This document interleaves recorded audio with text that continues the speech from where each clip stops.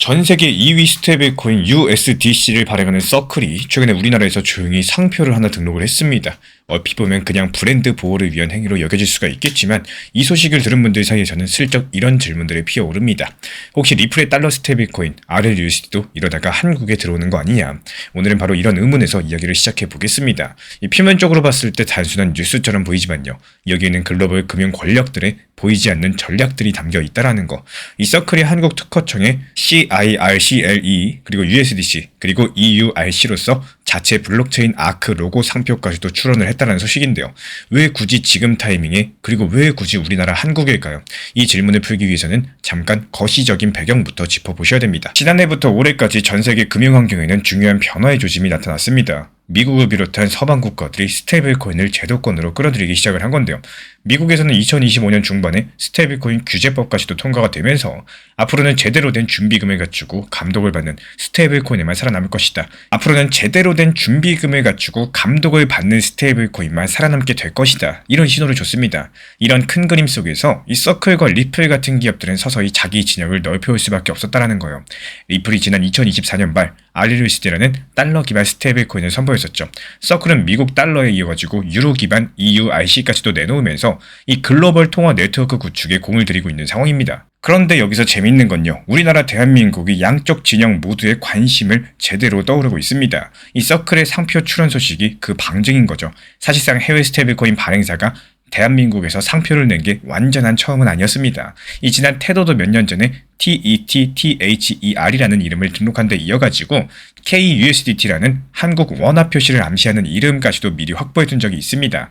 다만 그 당시에는 원화 연계 스테이블코인을 염두에 둔 부속이었고 실제 실행까지는 나아가진 않았었어요. 하지만 이번에 서클이 내놓은 건요. 약간 결이 조금 다릅니다. 이 한국 원화 코인을 바로 만들겠다라기보다도 자사 브랜드랑 기존 달러 유로 코인에 대한 권리 선점 쪽에 가까운데요. 이게 과연 무슨 의미일까요? 쉽게 말씀드려서 우리 서클의 달러, 유로 코인을 한국 시장에서 쓸 날이 올 거니까 미리 이름부터 지켜놓겠다라는 의지로서 해석해볼 수가 있습니다. 상표 출원은요. 보통적으로 시장 진입의 사전 절차로서 간주가 되고 그러면은 왜 하필 지금일까? 여기에는 한국 내부의 변화도 한몫하고 있습니다. 올해 들어가지고 한국 금융권에서는 슬금슬금 원화 토큰, 즉 원화 스테이블코인 이야기가 나오기 시작을 했어요. 심지어 국내 주요 은행들이 모여가지고 자체적인 원화 코인을 만들려고 태스크포스를 꾸렸다는 말도 들립니다. 한 예시로서 올해 5월달 하나은행이 서클과 비대면으로 포괄적인 협약 MOU를 맺었다는 소식이 있었죠. 우리가 함께 스테이블코인 사업을 다각도로 검토해보자 이런 관련 내용이었었는데 결국에 한국 측도 국내 은행과 글로벌 기업의 협업으로서 스테이블코인 실험을 해보려는 상황인 겁니다. 이 서클 입장에서는 이것보다 좋은 타이밍이 없겠죠. 미리 한국에다가 서클이랑 EURC 깃발을 꽂아줄 수가 있다는 거. 물론 당장 내일 뭔가 출시되는 건 아니겠지만 한국의 규제가 아직 완전히 정비된 것이 아니라서 결국에는 규제만 완성되면 시간 싸움의 문제라는 거예요. 여기서 흐름을 보시면요. 미국에서 법이 마련되고 한국에서도 논의가 무르익고 있고 그리고 은행들도 관심을 보이다 보니까 이 서클로서는 이제는 움직일 때다 이렇게 판단을 했을 겁니다. 그렇다면 자연스럽게 따라오는 궁금증, 리플의 RLUSD는 어떨까요? 서클이 정확한 타이밍에 한국 시장 진입한다는데 우리 한국 사람들은 XRP를 가장 많이 가지고 있습니다. 이런 상황에서 리플이 과연 한국 시장을 배척할까요? 전혀 그렇지 않겠죠. 사실 리플 같은 경우는 미국에서 서클보다 더 규제 이슈로서 시끄러웠던 회사입니다. XRP 때문에 SEC랑 오랜 기간 법정 다툼을 했었죠. 근데 올해 5월 달에 그 문제가 싹 정리가 되고 나니까 리플도 숨겨뒀던 패를 하나씩 꺼내들기 시작을 했습니다. 그 중에 핵심이 바로 달러 스테이블코인 RLUSD라는 거고 여기서 놀랍게도 RLUSD는 출시 1년도 안 돼서 전 세계 시가총액 탑5 스테이블코인에 올라섰습니다. 그만큼 막강한 파워가 있다는 거예요. 얼마나 빠르게 성장을 했냐? 11월 한 달에만 공급량이 30% 가까이 급증했습니다. 지금 미국에서 규제 승인을 받은 달러 코인들 중에 USDC, 페이팔 코인 그리고 그 다음으로 크다라고 해요. 이 속도라면은 조만간 서클이랑 어깨를 겨룰 판이겠죠. 그리고 리플은 이렇게 키운 RLUSD를 자기네 주력 무기로 삼고 있습니다. 방금 서클이 한국을 노크했다라고 했는데 리플은 이미 일본 시장 진출을 공식화했죠. 며칠 전에 나온 소식을 보면은 일본의 거대 금융그룹 SBI랑 손잡고 2026년 1분기 RLUSD를 일본에 풀겠다라고 합니다. SBI 계열사도 일본 금융청으로부터 관련 라이선스를 이미 확보했다라고 해요. 그렇다면 왜 일본일까요? 일본은 예전부터 XRP에 우호적이었고 법적인 위치 자체가 명확합니다. 그러니까 리플 입장에서는 규제 확실한 일본에서 성과를 보여주면은 이 다른 나라들도 자연스럽게 따라오겠지, 이런 계산이 앞섰을 겁니다. 그리고 일본 성공 사례를 만들고 나면은 한국을 비롯한 아시아 다른 나라에도 자신 있게 제안할 수가 있겠죠. 우린 일본에서도 해봤습니다. 규제 준수하면서 안전하게 굴릴 수 있습니다. 이렇게 말을 할 겁니다. 여기까지 정리하면 그림이 조금 보이실 겁니다. 서클과 리플, 이 두 가지 기업이 디지털 달러 패권을 놓고 조용한 경쟁을 벌이고 있는 상황에서 그 무대 중의 하나로서 한국이 부상하고 있다는 사실. 그렇다면 누가 이득을 보고 누가 긴장할 수 있을까요? 일단 한국의 일반 투자자나 기업 입장에서는 이 선택지가 늘어나니까 긍정적일 수 있겠죠. 앞으로 해외로 돈 보낼 때 굳이 느리고 비싼 기존 통로 대신에 인증된 스테이블코인으로서 빠르게 송금하거나 또 결제할 수 있는 세상이 열릴 수 있으니까요. 실제로 리플이 인수한 글로벌 결제 플랫폼 레일의 기술을 보면요, 기업들이 일일이 암호화폐 지갑을 알 필요가 없이 가상 계좌 형태로서 이 스테이블코인을 주고받게 해줍니다. 여기서 사용자는 그냥 원화로 송금했는데 뒷단에서는 달러 코인이 왔다 갔다 하고 상대국에서는 현지 통화로 즉시 바뀌고, 이게 기술적으로 구현되고 가고 있다는 거죠.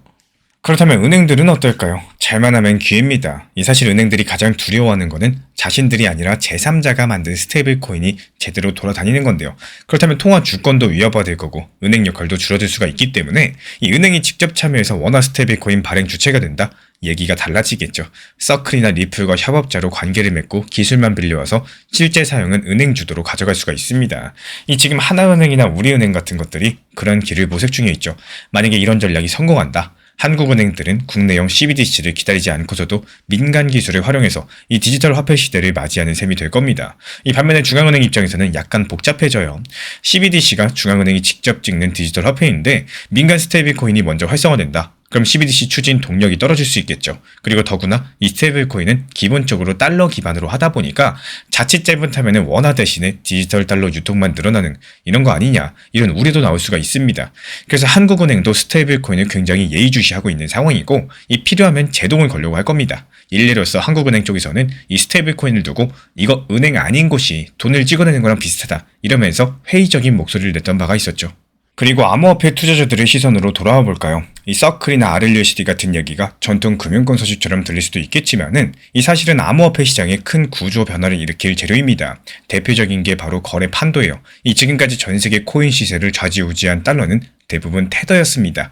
그런데 테더는 투명성 논란이 계속 있었고 미국 쪽에서는 규제를 받는 것이 아니다 보니까 이 기관들이 쓰기에는 거리낌이 있었죠. 그 공백을 메우려고 하는 게 규제된 스테이블코인 3인방이 등장했어요. 바로 대표적으로 서클, 그리고 RLUSD, 그리고 페이팔 달러 코인 PYUSD입니다. 이 중에 USDC 서클은 이미 익숙하고요. PYUSD는 페이팔 사용자 기반을 등에 업고 있고 RLUSD는 XRP 생태계라는 뚜렷한 강점을 가지고 있습니다. 앞으로 거래소들이 어떤 달러 토큰을 채택하느냐, 이거에 따라서 시장 유동성의 흐름도 바뀌게 될 텐데 현재 미국 라이선스를 가진 거래소들은 테더보다도 RLUSD나 서클 같은 이 두 가지를 선호하는 추세가 있습니다. 예를 들어가지고 미국계 거래소 제미니 같은 경우는 아예 RLUSD 마켓을 열면서 거래 수수료를 면제해주는 파격적인 제안을 내걸었어요. 우리 건전한 달러 코인 쓰세요. 뭐 이런 말이겠죠. 그렇게 되면 무슨 일이 벌어지느냐? 암호화폐 시세가 달러라고 다 같은 달러가 아닌 시대가 올 수도 있습니다.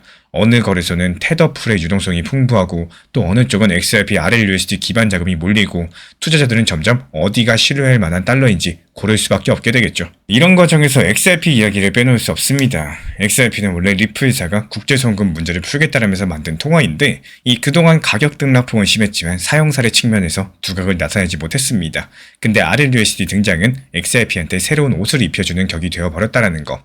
이 앞서 RLUSD 거래에 리플 XRP가 수수료로 쓰인다라고 했는데 이것만으로 끝이 아닙니다. 이 리플은 리플 레저상에서 누구나 자신만의 토큰을 발행할 수 있도록 설계해놨습니다.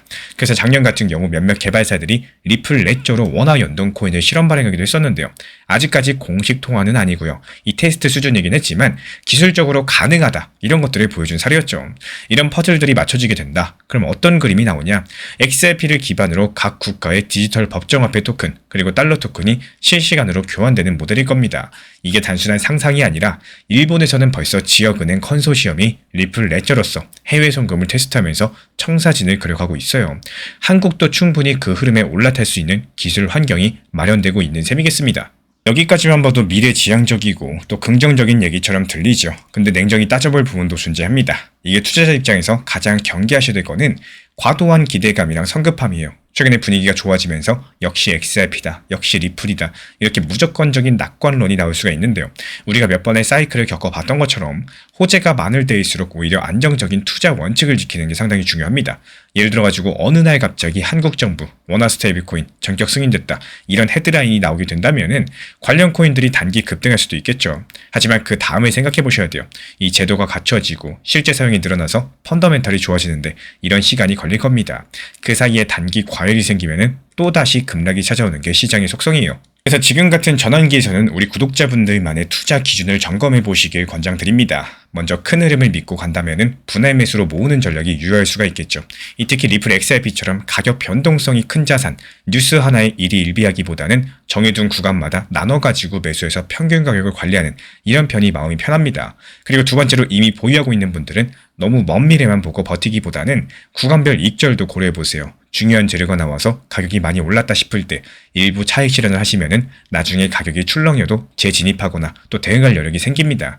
이런 것들이 리플이나 XRP의 불신이 있어서가 아니라 항상 최악과 최고의 경우를 둘 다 대비하는 이런 프로 투자자의 태도라고 보시면 돼요. 그리고 세 번째, 이 정보의 홍수 속에서 옥석 가리기를 하셔야 됩니다. 지금도 크립토 뉴스 보면은 별의별 호재성 주장들이 많이 있죠. 하지만 다 중요해 보인다라고 할지라도 정작 시장에 미치는 영향은 천차만별입니다. 이번 서클 상표 출원 이것도 마찬가지예요. 장기적으로 의미 있는 신호겠지만 단기적으로 봤을 때 XRP 가격을 2배로 만들 이벤트는 아니겠죠. 이런 관점에서 보시면서 주변의 과도한 소음은 줄이고 핵심만 찾아보는 연습이 필요합니다. 마지막으로 드리고 싶은 말씀은 큰 판을 읽자입니다. 이 서클의 한국 진출 움직임들, 리플의 스테이블코인 확대, 그리고 모두 결국에 하나의 흐름으로 모일 수밖에 없다는 거. 이 바로 전통 금융과 암호자산 세계의 경계가 허물어지는 흐름입니다. 이런 거대한 변화 앞에서 너무 작은 등락에 일희일비하지 마시고 한 발 물러나서 큰 지도를 보시면서 우리의 투자 판단도 한층 전략적으로 바뀌게 될 겁니다. 이 지금 세상 자체가 디지털 달러를 둘러싼 새로운 경쟁에 돌입했고요. XRP는 그 한가운데에서 자기 역할을 찾아가고 있습니다. 서클의 행보를 쫓다 보시면은 이 결국에 RLUSD, XRP가 만들어갈 수 있는 미래를 보실 수밖에 없었다라는 거. 앞으로 몇 달 동안 그리고 몇 년 동안 펼쳐질 금융지형 변화에 우리 모두 함께 주목하셔야 될 타이밍입니다. 마이크로소프트의 창업자 빌 게이츠는 이런 통찰을 남겼어요. 우리는 늘 2년 안에 올 변화는 과대평가하고 10년 뒤에 올 변화는 과소평가한다라고요. 이 스스로를 나태하게 만들어서 그 기회를 놓치지 마라. 이 서클과 리플이 한국에서 보여주는 조용한 움직임들은 지금 당장의 시세판을 빨갛게 물들일 자극적인 호재가 아닐 수도 있겠습니다. 하지만 이런 것들이 우리가 모르는 사이에 기존 금융의 지도가 송두리째 바뀌고 있다는 명백한 증거일 수 있다는 거. 이 지금 당장의 가격 등락이라는 파도의 시야가 가려가지고 거대한 변화의 해를 놓치는 이런 우를 범하지 마십시오. 소음 속에서도 본질을 꿰뚫어보는 이런 우리 구독자분들의 해안이 훗날 새롭게 깔릴 금융의 판 위에서 가장 큰 결실로 돌아오게 될 거라고 믿어 의심치 않습니다. 그때까지 우리 신사 채널에서 우리 구독자분들과 함께 할 예정이고요. 시장에서 생기는 불만과 스트레스를 전부 끌어안지 마세요. 그때는 때로는 그냥 흘려보내는 태도가 멘탈과 수익을 동시에 지켜줍니다.